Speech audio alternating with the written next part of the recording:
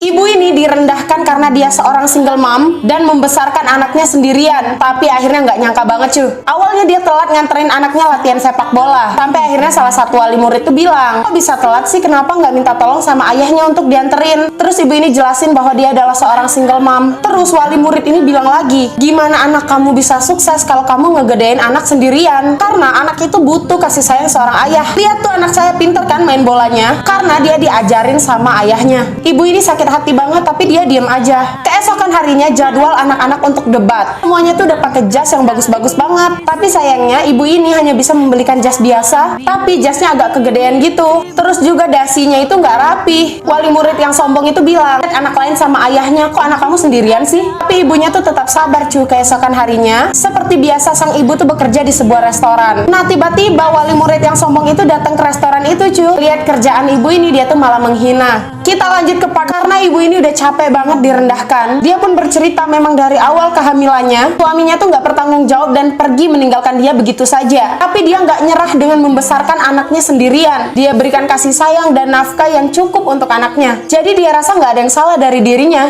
Ngedenger itu wali murid yang sombong ini tuh langsung ketawa. Tapi keesokan harinya cuy, ketika ada perlombaan sepak bola, anak yang dibesarkan sama ibunya ini mencetak gol dan membanggakan sekolah mereka cuy. Ibu yang sombong ini masih nggak terima sampai akhirnya lomba debat tiba dan lagi-lagi yang menang adalah anak yang tidak memiliki ayah ini. Lagi dan lagi ibu yang sombong itu benar-benar kaget banget dan keesokan harinya cuy, dia datang untuk menyombongkan nilai anaknya yang hampir sempurna. Anak ibu ini datang dan membawa hasil ujiannya. Ternyata dia mendapatkan nilai yang sempurna. Ibu ini tuh benar-benar nggak mau terima kenyataan banget cuy. Tapi akhirnya dia jadi malu karena walaupun anak ini tidak mendapatkan kasih sayang seorang ayah, dia tetap tumbuh menjadi anak. Tiap kali foto sama kucing, like-nya tuh banyak banget. Dia jadi pengen juga foto sama kucingnya. Tapi cuy, cewek ini tuh benar-benar nggak punya kasih sayang banget. Dia langsung maksain kucingnya buat foto bareng. Padahal kucingnya lagi mau ke toilet cuy. Bayangin coba, udah kebelet malah diajak foto selfie. Jadi fotonya tuh nggak bagus-bagus cuy. Tapi cewek ini tuh nggak nyerah-nyerah. Dia tetap maksain kucingnya buat foto bareng. Dan kucingnya selalu berusaha lari cuy, karena dia udah kebelet banget. Tapi lagi dan lagi cewek ini tuh maksain diri. Dia itu nggak tahan lagi pengen posting foto bareng kucingnya.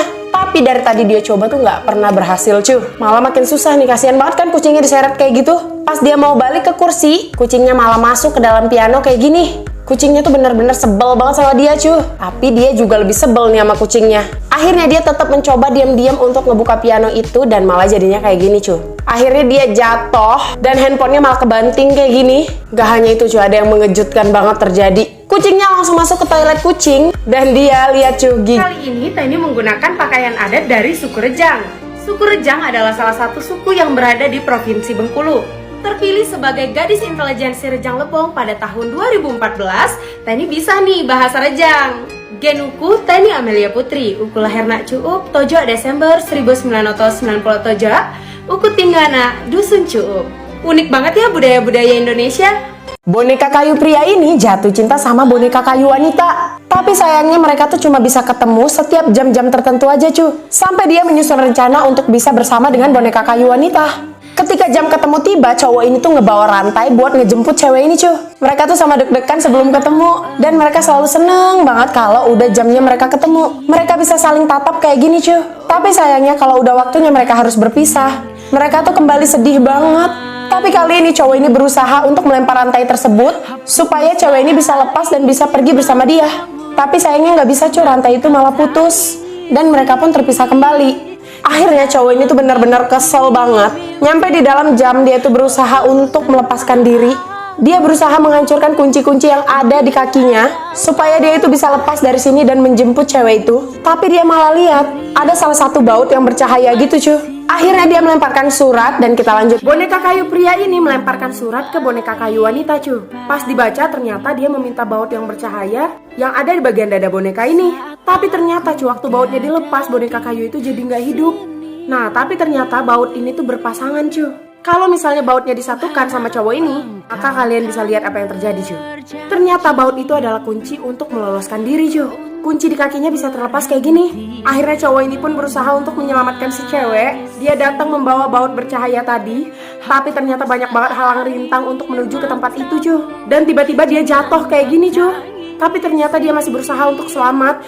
Dan sudah tiba waktu mereka untuk keluar. Ketika si cewek udah keluar cuy, cowoknya naik di atas burung kayak gini dan kemudian menaruh kembali baut tersebut ke dada boneka cewek supaya cewek tersebut hidup kembali cuy.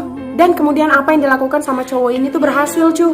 Cewek ini bisa hidup kembali dan mereka pun akhirnya bisa melarikan diri bersama-sama dan pergi meninggalkan jam tersebut. Bapak ini menjual sepatu-sepatu ajaib cuy. Sepatunya itu bisa hidup. Tapi akhirnya nggak nyangka banget cuy. Karena pas banget pada hari itu ada seorang cewek yang pengen banget beli sepatunya. Tapi tiba-tiba cuy, ada seorang penjual sepatu yang baru buka banget di depan toko bapak itu cuy. Karena sepatunya itu benar-benar banyak banget pilihannya. Belum lagi cowok ini tuh berani memberikan diskon yang super duper banyak banget. Sampai akhirnya orang-orang tuh lebih memilih untuk belanja sama dia. Akhirnya toko bapak ini pun benar-benar jadi sepi cuy. Bapak ini tuh benar-benar hampir bangkrut. Nah tapi akhirnya dia berusaha untuk membuat sebuah sepatu yang berbeda dari yang dijual sama cowok tadi. Akhirnya dia bisa bikin nih cuy. Tapi tiba-tiba cowok itu pun langsung memproduksi sepatu yang sama dengan harga yang lebih murah dan lebih banyak lagi cuy. Bapak ini tuh kesal banget. Tapi dia mencoba untuk jualan dengan diskon. Tapi tetap aja nggak laku. Sampai akhirnya dia pun mulai bangkrut cuy. Akhirnya dia pun harus menjual tokonya sama cowok yang jual sepatu tadi. Nah tapi sepatu-sepatu ajaibnya tuh benar-benar nggak setuju. Akhirnya sepatu ajaibnya bilang dia harus bikin satu sepatu dan dikasih ke cowok tadi. Pas si cowok pakai sepatunya, tiba-tiba sepatu tadi